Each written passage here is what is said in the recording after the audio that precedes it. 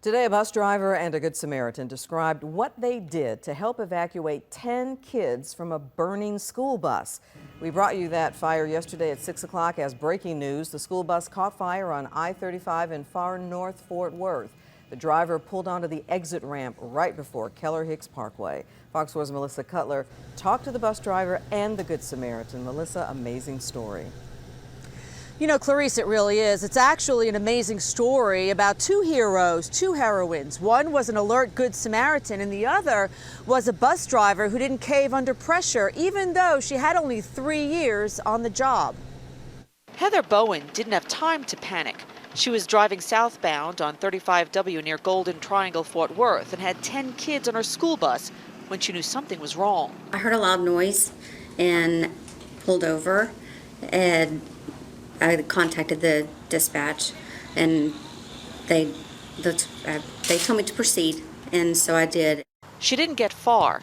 I was literally crawling off of the side onto the service road. Gayla Davidson was driving behind them. She immediately saw a problem. And I see a school bus, and there's a lot of smoke around it, and at first, you know, I was just looking at it thinking, wow, that bus needs some service.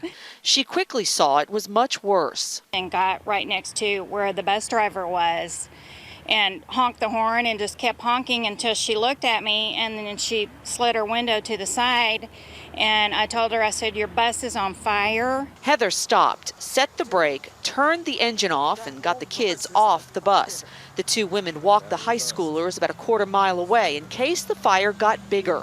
Gayla was impressed with how calm Heather was, even as video from people passing by shows the fire engulfing the bus and even capturing a small explosion. Both women say the same thing when it comes to being called heroines. And you just do what you gotta do. You're just watching it all. You just finally, when it's done, you just take a deep breath and go, oh my gosh. I think it's all adrenaline. I don't know that I'm a hero.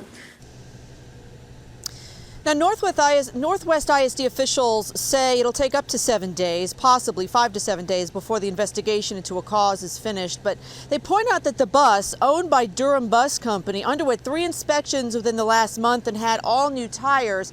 A woman who answered the phone at the bus company said that there was nobody there to help me answer my questions, nor could I leave a message.